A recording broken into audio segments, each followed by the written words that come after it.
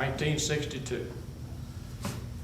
You might remember that astronaut Scott Cameron orbited the Earth 3 times in the Aurora spacecraft.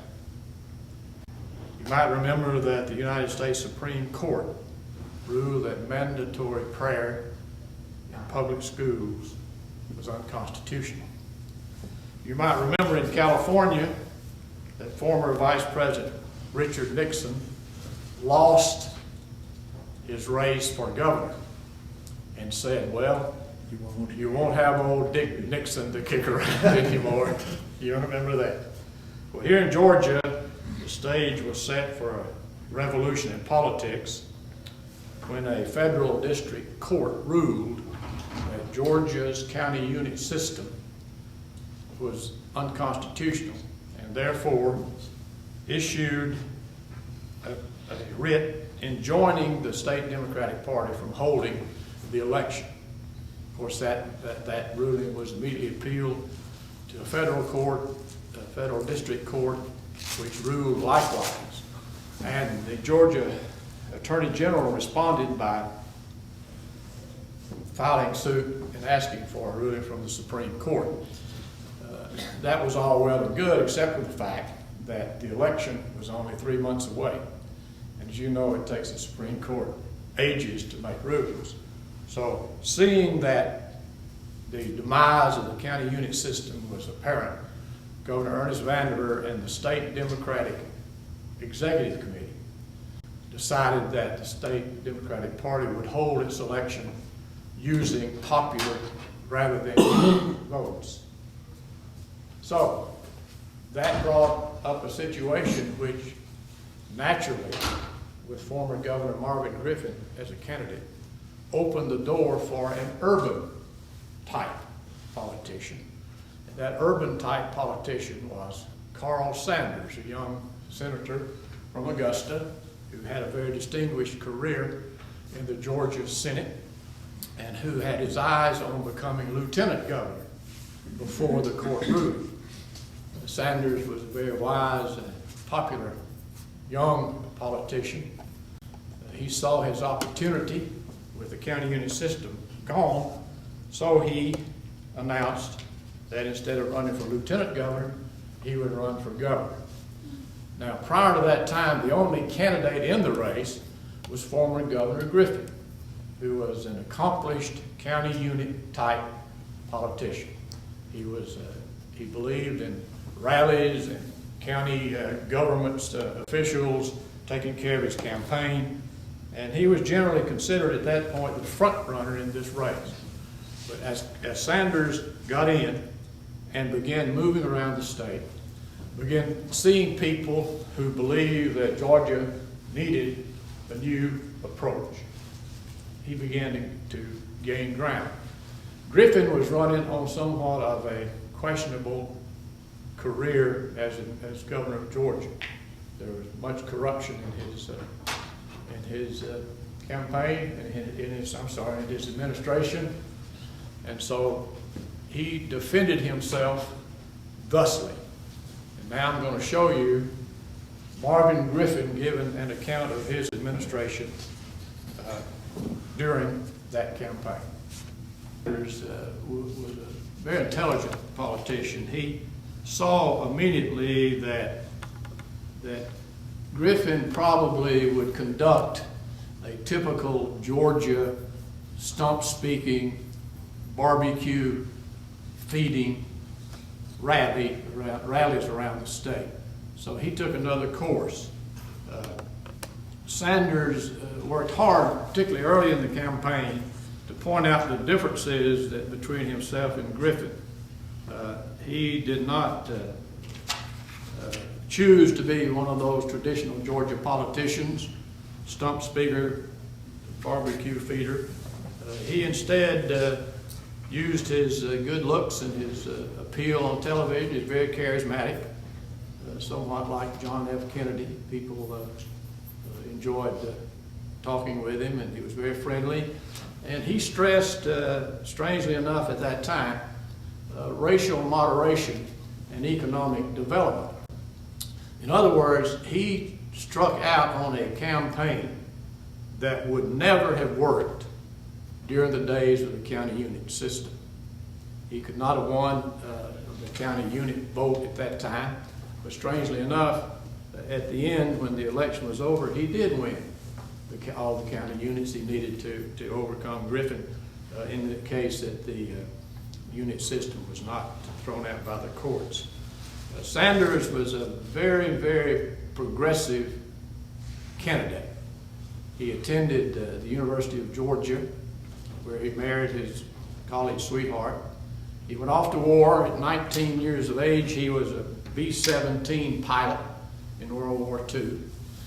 He attended Georgia on a football scholarship, where he played quarterback and defensive back on the Oil Bowl team that featured such great Georgia players, 2 All-Americans at that year. He was not one of them. And he jokes about that until today. He was not an All-American, but he substituted for one, he likes to say. He came back to Georgia after his military service. He got a degree in law, and he went back to his hometown of Augusta to practice. And while there, a group of returning veterans talked him into running for the State House of Representatives against the old Cracker Party, which had ruled politics in Richmond County for many, many years. That party was headed by a gentleman by the name of Roy Harris, who was well known throughout the state of Georgia in political circles. In fact, it has been said of Roy Harris that all you needed to win the governorship of Georgia was $50,000 and Roy Harris.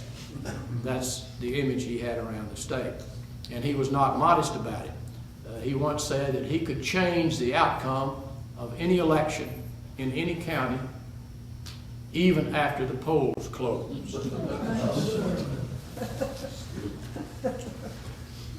Now, I'm not sure about that, but I'm sure that some of the votes have been changed after the polls closed in certain areas of the state. Sanders went to the House of Representatives. He served only one term, and then he was elected to the Georgia Senate. In those days, under the county unit system, Senate seats rotated between 3 counties, regardless of population. That area over near Augusta, Glasscock County, and another county, each rotated the senator. When Sanders was the senator from that district, he lived in Augusta. The next race was in a county which elected the senator for the entire 3-county district.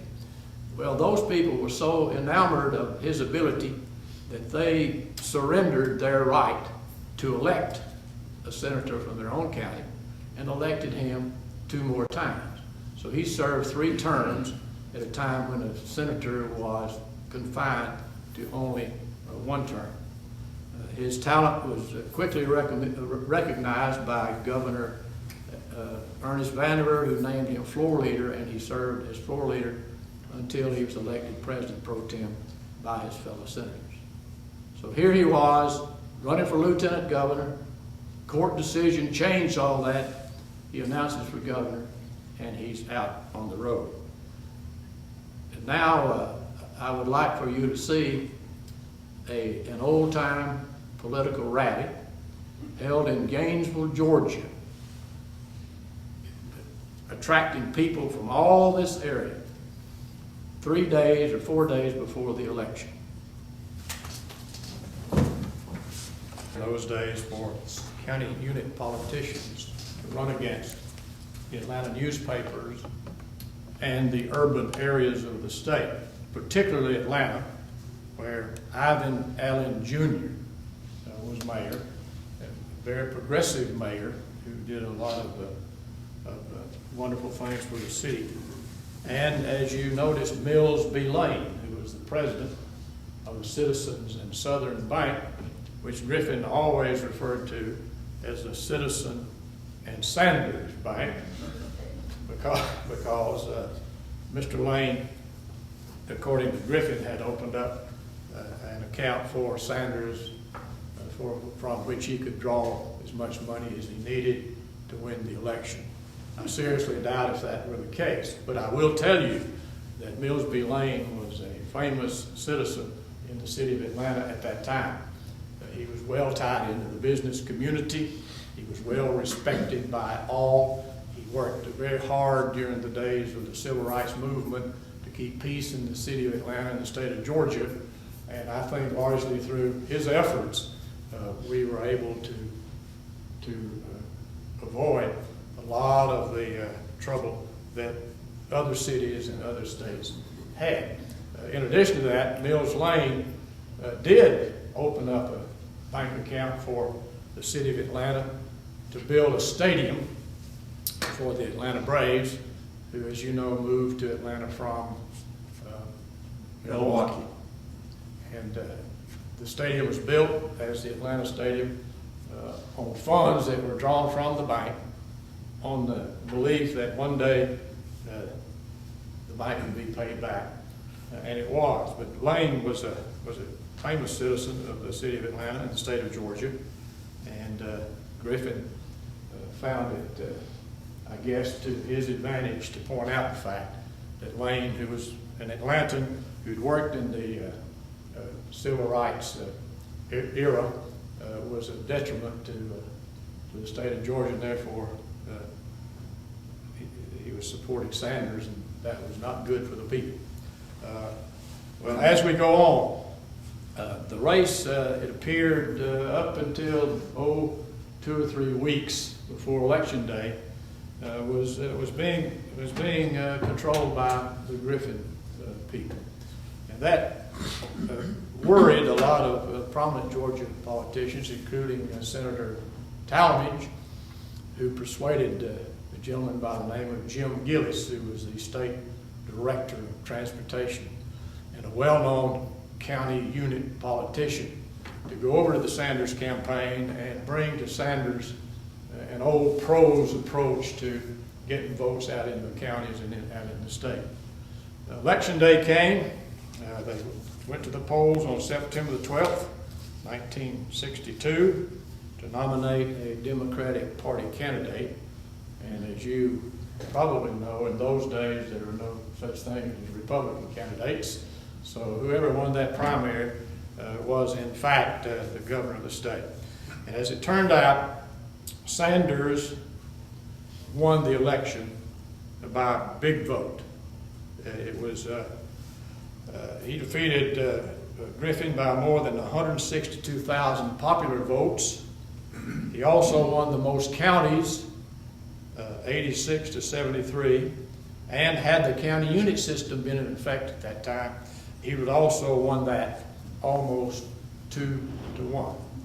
So Sanders won, and on the 13th day of January 1963, he was inaugurated as governor of Georgia, and here is his inaugural address. 68. Lester Maddox was governor of Georgia when Dr. King was assassinated.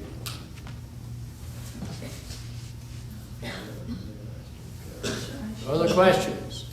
Thank you for a good program. Has this been beneficial to you? Do you know when the next one is going to be, the next program? Next Thursday. Oh, next Thursday? Yeah. It's every Thursday. Every Thursday this month. Then we aren't here during March, but we come back in April. And we got some good things, I think, in store. Yes, sir. I did have a question. Behind you there. Did you have a hand in that inaugural speech, That was a committee job. committee job? I was telling Louisa that the prayer before the speech was his idea, and very few people knew he was going to do that. I'm not sure that he announced that he was going to say the prayer. In spite of all those microphones, he was still orating and hollering, wasn't it? Yes. Yeah. Yes, he was. That's not a very good setting for inauguration. It's on the west side of the Capitol, and it's outside, Yeah. and the people are out in front there, and they go all the way back, you know, for sometimes several blocks. But you might have noticed during that speech that you did not see all or hear all of the applause and Yeah. response that you normally see at these political rallies. And I think it was because that people were actually listening very carefully to what he was saying and trying to make up their mind whether or not that would work, if you know what I mean. What was the reference, that really, the phrase that really caught hold there about the child in education? Yeah. If there's a star in the show, it will be the Georgia child. And he won several national awards given by educational organizations around the country. And he was very proud of that. He's still alive and fairly active. He's a very successful lawyer. He started a firm that now has 650 attorneys scattered around the world, which did not help him in his political career, because when he ran for re-election, all of that was used against him as being a rich, silk-stocking lawyer. So he lost his next election. But he was, I'm happy to say he was a great governor, and one of the greatest things in my life was having the opportunity to be associated with him. Is he back in Augusta? Augusta. No, he's in Atlanta now. Oh, he lives in Atlanta, yes. He's from Augusta. And goes to work every day. He does. He works every day, goes to work every day.